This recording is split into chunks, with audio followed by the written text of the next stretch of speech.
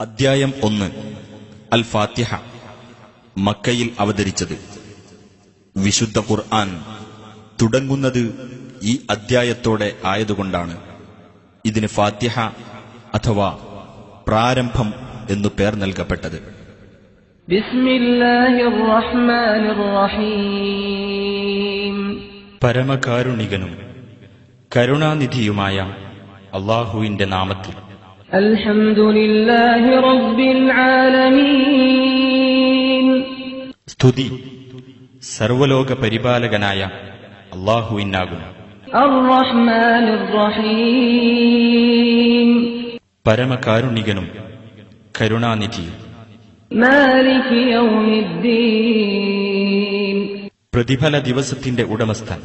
ഇയ്യാക നഅ്ബുദു വ ഇയ്യാക നസ്തഈൻ.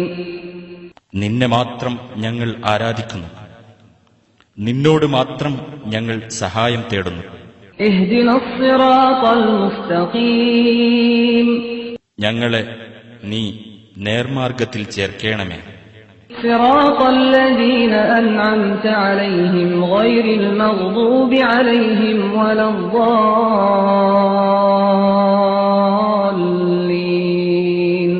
നീ അനുഗ്രഹിച്ചവരുടെ മാർഗത്തിൽ, കോപത്തിന് ഇരയായവരുടെ മാർഗത്തിലല്ല, പിഴച്ചുപോയവരുടെ മാർഗത്തിലുമല്ല.